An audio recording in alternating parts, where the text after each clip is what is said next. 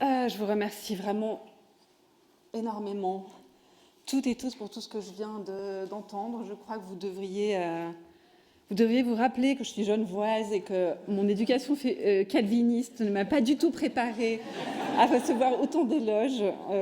Donc, ça peut être dangereux pour ma santé à un moment. Bref. Alors, à vrai dire, j'ai pas eu à chercher longtemps de quoi j'allais vous parler aujourd'hui. C'était il y a quelques semaines et j'étais au téléphone avec Élise et Cyril. Et Élise me récapitulait le programme qu'ils avaient prévu pour ces 4 jours à Genève et à Lausanne. Alors, mercredi soir, téléjournal, jeudi, débat à l'Université de Lausanne, vendredi, cérémonie de remise du prix, samedi, rencontre en librairie. Et moi, au fur et à mesure qu'elle parlait, je sentais le trac monter. Et c'est ça que j'ai eu envie de partager avec vous ce soir. Alors, vous allez sûrement me trouver très naïve, mais quand j'ai commencé à écrire il y a une vingtaine d'années, je n'ai pas du tout pensé au fait que si j'arrivais à publier des livres, il faudrait assurer leur promotion, il faudrait les accompagner par des prises de parole publiques, et qu'à ce moment-là, ma timidité risquait de me poser des problèmes. Je suppose d'ailleurs que c'est naturel, quand on a très envie de faire quelque chose, de ne pas penser à tout ce que ça va exiger de nous. Probablement que si nous étions toujours conscients de toutes les conséquences de nos actes, nous resterions paralysés. Par exemple, je n'ai jamais accouché dans ma vie, mais j'imagine que c'est un peu comme quand vous avez désiré très fort un enfant, que vous êtes enceinte, que les premières contractions se déclenchent, et que vous comprenez tout à coup que toutes les personnes qui vous ont dit « Oh, mais non, ne t'inquiète pas, la douleur n'est rien par rapport au bonheur de mettre un enfant au monde », soit vous ont menti sans vergogne, soit ont elles-mêmes accouché sous champignons hallucinogènes. Sauf que c'est trop tard, et maintenant, il faut y aller. Il y a quelques années, après avoir essayé de faire face, tant bien que mal, au succès de mon livre « Sorcière », j'ai écrit un billet sur mon blog que j'ai intitulé « La taupinière assiégée ». La taupe, c'était moi. Pour expliquer les problèmes que posaient les sollicitations et les interventions publiques pour les auteurs qui ont un caractère introverti. Et j'ai remarqué que par la suite, parfois, les personnes qui avaient lu ce texte et qui me rencontraient pour un entretien ou pour un débat arrivaient quasiment avec un gilet pare-balles, en me regardant par en dessous d'un air méfiant. Et ça m'a d'abord surprise, mais je crois que c'est parce que souvent on confond introverti et misanthrope. Or, on peut être à la fois introverti et misanthrope, bien sûr, c'est un cas de figure qui existe. Mais en soi, être introverti ne signifie pas du tout qu'on n'aime pas rencontrer des gens. Cela veut simplement dire que les relations sociales nous prennent beaucoup d'énergie et qu'on a besoin d'un temps de solitude pour récupérer. Concrètement, ça veut dire que je suis ravie, vraiment ravie d'être là avec vous aujourd'hui, mais que je vais probablement passer une bonne partie de la semaine prochaine à dormir. Et je pense que Élise aussi. Alors bien sûr, de façon assez prévisible, beaucoup d'auteurs sont plutôt introvertis. Un photographe qui a fait mon portrait à 2 reprises ces dernières années et qui photographie beaucoup de musiciens me disait que souvent, il devait plutôt s'efforcer de calmer les musiciens devant l'objectif, alors qu'avec les écrivains, le défi était plutôt de les décoincer un peu. Et effectivement, je pense que pour lui, me photographier moi, avec mes pieds en dedans, mon air emprunté et mon regard fuyant, ou photographier Pete Doherty, ou ma chère Jeanne Chéral, ça doit être 2 expériences très différentes. Mais il faut noter qu'il existe aussi des auteurs extravertis. Par exemple, l'une des écrivaines qui compte le plus pour moi, Elizabeth Gilbert. Si vous n'avez jamais lu L'empreinte de toute chose, lisez-le. À mon avis, c'est le roman américain le plus sous-estimé du XXIe siècle. Elizabeth Gilbert, donc, disait un jour sur Facebook qu'elle était sortie de la promotion de son dernier livre en meilleure forme qu'elle n'y était entrée. Et elle remarquait « Beaucoup d'auteurs se sentent épuisés et appauvris à la fin d'une tournée de promotion. Pour certains, c'est l'interaction sociale intense qui les met par terre. La plupart des auteurs sont introvertis par nature, contrairement à moi, qui est l'âme d'une écrivaine très sérieuse, mais la personnalité d'une prof d'aérobic. » Elle a beaucoup de chance, mais elle est plutôt une exception.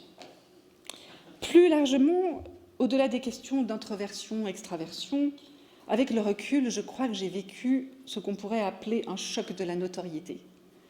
Et pourtant, ça m'est arrivé progressivement. Alors, je n'ose même pas imaginer ce que ça doit être quand ça vous arrive d'un seul coup. Il y a quelques années, mon amie Aurélia Orita, qui a fait un best-seller à 26 ans avec sa bande dessinée Fraises et chocolat, a publié un album où elle racontait comment elle avait vécu ce succès. Elle l'a intitulé « Buzz-moi ». Sur la couverture, elle s'est dessinée, recroquevillée dans un coin, en train de répéter en suant à grosses gouttes « Je vais me faire bouffer, moi ».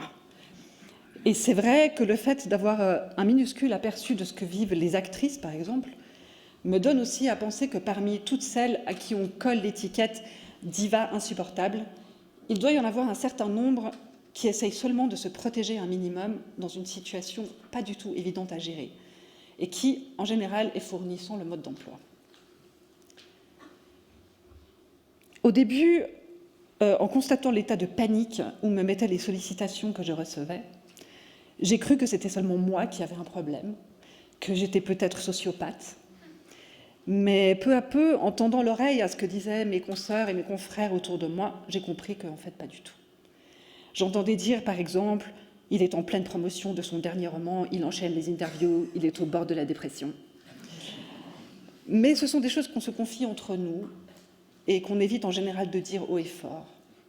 Je suppose qu'on se doute que le public n'aurait curieusement pas forcément beaucoup d'attention à accorder aux graves et tragiques problèmes des écrivains qui souffrent terriblement du fait d'avoir du succès, les pauvres, et que tous ces gens qui s'intéressent à ce qu'on écrit, c'est vraiment très pénible. Et alors j'ai fait une exception aujourd'hui en profitant traîtreusement du fait que vous êtes une audience captive.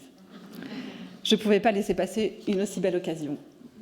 J'aurais peut-être dû demander qu'on verrouille les portes avant de commencer. Et je crois qu'il y a aussi une espèce de superstition qui dissuade généralement de parler de ces difficultés à assumer les engagements publics. Moi-même, en vous disant tout ça, je m'imagine dans quelques années en train de publier un livre dans l'indifférence générale et d'être là à essayer d'attirer l'attention. « Eh, oh, j'ai écrit un livre !» et d'entendre seulement en réponse l'écho de ma propre voix qui se répercute à l'infini. Et de me dire « C'est ta faute, idiote, tu l'as bien cherché. Tu aurais dû accepter toutes ces propositions d'interview quand on les faisait. Et surtout, tu n'aurais jamais dû faire ce discours stupide quand tu as reçu le 44e prix européen de l'essai. » En fait, c'est le dilemme face auquel on se retrouve quand on a la chance d'être publié et de recevoir de l'attention pour ce qu'on écrit. D'un côté, on a envie de se rouler par terre de joie et de gratitude. Je ne vais pas le faire là devant vous, mais vous avez compris l'idée. Mais d'un autre côté, cela oblige aussi à mettre en place toutes sortes de dispositifs si on ne veut pas que la reconnaissance de l'écriture rende l'écriture impossible. Par exemple, la poétesse polonaise Wisława Szymborska, qui a reçu le prix Nobel de littérature en 1996, parlait de la catastrophe de Stockholm. Elle disait à l'époque « Depuis l'annonce du Nobel, c'est un cauchemar, impossible de travailler. Je suis sans cesse sollicitée, je ne peux plus sortir ni ouvrir ma porte sans être assaillie, sans qu'on commente la couleur de mes collants. »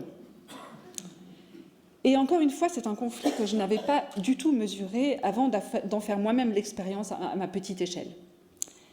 Il y a très longtemps, j'avais demandé un entretien à une romancière que j'admirais énormément, et elle m'avait fait répondre par son éditeur qu'elle voulait bien, mais qu'il fallait que j'attende quelques mois parce qu'elle était en train d'écrire. Et j'avais été très contente de sa réponse, mais aussi un peu déçue de devoir attendre. Et je me rappelle que j'avais pensé, mais je lui demande seulement 1 heure ou 2. Et avec le recul, je pourrais me donner des claques pour avoir eu cette pensée. Parce que déjà, j'aurais pu réaliser que s'agissant d'une écrivaine traduite dans 15 langues, je n'étais peut-être pas tout à fait la seule à la solliciter. Et ensuite, ce que j'ai compris depuis, c'est que l'écriture d'un livre, c'est un vortex. Écrire un livre, ça veut dire manger de la soupe en sachet, parce que votre frigo est vide, mais que le supermarché est à au moins 10 minutes de marche, et que c'est beaucoup trop loin et que vous n'avez pas du tout le temps. Ça veut dire se coucher à 2 heures du matin et ne pas arriver à dormir parce que votre cerveau continue d'écrire. Puis ouvrir au facteur à 11 heures, en essayant de lui dissimuler le fait que vous étiez encore au fond de votre lit 1 minute plus tôt. Ça implique de se mettre dans un état très particulier, qu'on ne peut pas induire ou quitter à volonté, comme on appuierait sur on ou off. Et quand vous êtes dans cet état, les demandes d'entretien vous font l'effet d'arriver d'une autre planète. Annie Ernaux dit que parfois, il suffit qu'elle ait un rendez-vous dans la journée pour être incapable d'écrire une seule ligne. Et je suis rassurée que même Annie Ernaux le dise. Ce n'est donc pas moi qui suis un modèle d'inefficacité. Et puis, il y a aussi d'autres aspects par lesquels la vie publique bouscule les écrivains. Par exemple, une des choses que j'aime dans l'écriture, c'est que c'est une activité qui implique une communication différée avec les autres. Vous le faites chez vous, tranquillement, aux heures que vous voulez, et ensuite les autres vous lisent, eux aussi, chez eux ou ailleurs, où ils veulent, quand ils veulent, plusieurs mois ou plusieurs années après. Cela n'implique pas que tout le monde soit présent dans un même lieu, le même jour, à la même heure, comme pour un concert ou un spectacle. Ce qui signifie que pendant très longtemps, dans ma vie, il n'y avait que des rendez-vous faciles à annuler. J'avais rendez-vous avec des amis pour aller manger une pizza, et si pour une raison ou pour une autre je préférais reporter, j'envoyais un message pour les avertir, ils me répondaient « d'accord, on se rappelle, bisous », et c'était plié. Mais c'est évidemment un peu plus délicat quand quelqu'un s'est fatigué à monter à un événement, que c'est annoncé publiquement et que des dizaines ou des centaines de gens ont prévu de venir vous écouter parler de vos livres. Je suis autrice, mais je me retrouve à avoir des préoccupations de cantatrice. Ne pas perdre ma voix, ne pas prendre froid, ne pas tomber malade. Il y a 8 ans, très exactement, j'avais accepté une rencontre dans un lieu culturel à Paris. Et la veille, j'ai commencé à ne pas me sentir très bien. Mais je me suis dit, non, ça va passer. De toute façon, je ne peux pas annuler 24 heures avant. Je ne peux pas leur faire un coup pareil.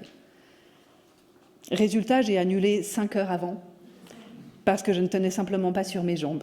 Et je me souviens de la panique totale dans la voix de la jeune femme qui organisait la rencontre, que j'avais au bout du fil et qui me disait « S'il vous plaît, vous êtes sûr, venez même 1 demi-heure, je vous envoie un taxi, ou alors je viens moi-même vous chercher en scooter. » Ce qui n'était pas forcément la meilleure idée du monde vu mon état. Je lui ai fait passer une très mauvaise soirée ce jour-là. Mais il faut croire qu'elle ne m'en a pas trop gardé rancune, puisque aujourd'hui, cette jeune femme est devenue mon agente. Ou alors peut-être qu'elle me déteste toujours en secret et qu'elle attend son heure pour se venger. L'avenir le dira. Et puis, dans le fait d'exercer une activité comme l'écriture qui n'engage pas votre présence physique immédiate, il y a aussi la possibilité d'oublier de quoi on a l'air pendant de longs moments. J'ai cité dans Réinventer l'amour des chercheuses américaines qui expliquent que quand on incite les femmes à s'inquiéter de leur apparence en toutes circonstances, on les prive de ces moments d'oubli de soi qui sont nécessaires à toute activité créative et qui sont une des sources de plaisir et de bien-être les plus intenses dans la vie. La semaine dernière, à la Maison de la Poésie à Paris, Annie Ernaux, c'est un festival d'Annie Ernaux ce soir, disait qu'elle était quelqu'un qui n'aime pas être vue. Le paradoxe étant qu'elle disait cela sur une scène, devant 200 personnes, dont moi, qui étais venue pour la voir, justement. Mais j'avoue que je comprends très bien ce qu'elle veut dire. Dans les paroles de Wisława Szymborska, j'aime beaucoup ce petit détail où elle se plaint de devoir se soucier de la couleur de ses collants. Il y a quelques mois, je me suis vue dans le miroir alors que je m'apprêtais à sortir de chez moi pour faire une course rapide. Et je me suis dit, oula, bon, je ressemble à rien, mais c'est pas grave, après tout, j'en ai pour 10 minutes, je vais juste au coin de la rue. Et une fois dehors, j'avais fait à peine 3 pas qu'une passante m'a abordée en me disant « Excusez-moi, vous êtes Mona Chollet ?» Et ensuite, en allant faire ma fameuse course, j'imaginais cette femme en train d'envoyer des SMS à la moitié de l'univers pour dire « Je viens de voir Mona Chollet dans la rue, elle était habillée et coiffée d'une manière vraiment très très bizarre. » Heureusement encore qu'elle ne m'avait pas demandé un selfie. En plus, ce genre de situation réactive un traumatisme chez moi, parce qu'il m'est arrivé 2 fois au cours de ma vie de croiser Gisèle Halimi. Et la 2e fois, elle m'a dit « Oh, eh ben, vous êtes un peu mieux coiffée que la dernière fois, dites donc. » Ça fait toujours plaisir d'avoir ce genre d'échange quand vous rencontrez une légende vivante.